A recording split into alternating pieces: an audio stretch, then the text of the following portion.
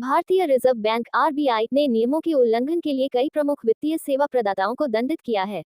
Paytm payments bank पर 5.39 करोड़ रुपए का भारी जुर्माना लगाने के ठीक बाद केंद्रीय बैंक ने 13 अक्टूबर को 2 अन्य बैंकों और एक प्रमुख एनबीएफसी पर जुर्माना लगाया।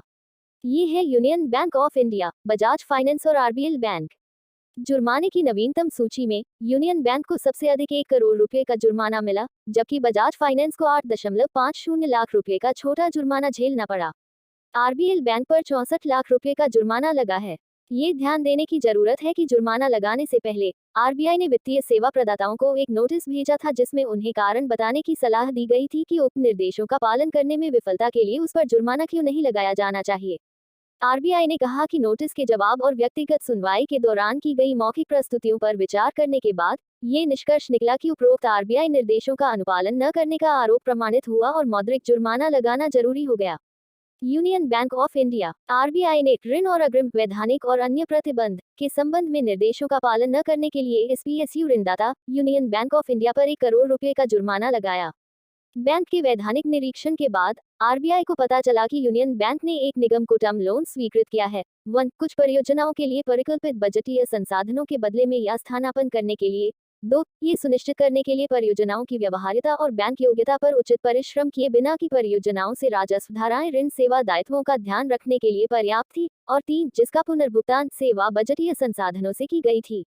यह आरबीआई के उक्त निर्देशों के विरुद्ध नियम का उल्लंघन था। आरबीएल बैंक मुंबई स्थित इस बैंक को पहले रत्नाकर बैंक के नाम से जाना जाता था। निजी क्षेत्र के बैंकों में शेयरों के अधिग्रहण या वोटिंग अधिकार के लिए पूर्व अनुमोदन दिशा निर्देश 2015 का अनुपालन न करने पर 64 लाख रुपए का मौद्रिक जुर्माना प्राप्त हुआ।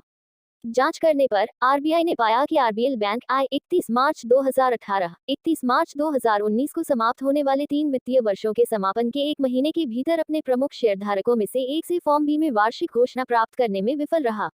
31 मार्च 2020 और उक्त 3 वित्तीय वर्षों के सितंबर के अंत तक अपने प्रमुख शेयरधारकों में से एक की फिट और उचित स्थिति को जारी रखने के संबंध में आरबीआई को प्रमाण पत्र प्रस्तुत करें। बजाज फाइनेंस एनबीएफसी ग्लांट को एनबीएफसी रिजर्व बैंक दिशा निर्देशों में धोखाधड़ी की निगरानी 2016 का अनुपालन न करने के लिए 8.50 लाख रुपए का जुर्माना भुगतना पड़ा। केंद्रीय बैंक के परिपत्र के अनुसार कंपनी का वैधानिक निरीक्षण आरबीआई द्वारा 31 मार्च 2022 तक की वित्तीय स्थिति के संदर्भ में किया गया था और उपरोक्त निरीक्षण से संबंधित जोखिम मूल्यांकन रिपोर्ट और निरीक्षण रिपोर्ट और सभी संबंधित पत्राचार की जांच की गई थी।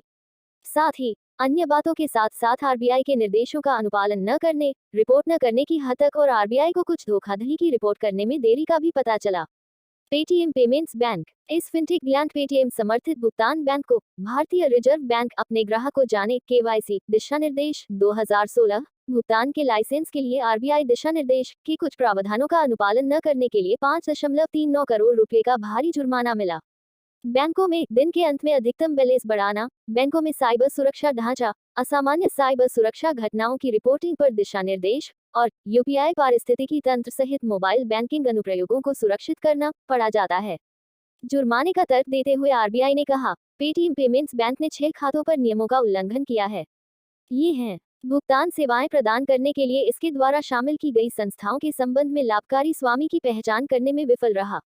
इसने भुगतान लेनदेन की निगरानी नहीं की और भुगतान सेवाओं का लाभ उठाने वाले हकदारों की जोखिम प्रोफाइलिंग नहीं की। इसने भुगतान सेवाओं का लाभ लेने वाले कुछ ग्राहक अग्रिम खातों में दिन के अंत में शेष राशि की नियामक सीमा का उल्लंघन किया। इसने साइबर सुरक्षा घटना की सूचना देरी से दी। ये एसएमएस डिलीवरी रसीद जांच से संबंधित डिवाइस बाइंडिंग नियंत्रण उपायों को लागू करने में विफल रहा और इसका वीसीआईपी बुनियादी ढांचा भारत के बाहर आईपी पते से कनेक्शन को रोकने में विफल रहा। इन्हें बैंक के केवाईसी एएमएल परिप्रेक्ष्य से विशेष जांच के बाद देखा गया, जो आरबीआई द्वारा आयोजित किया गया था।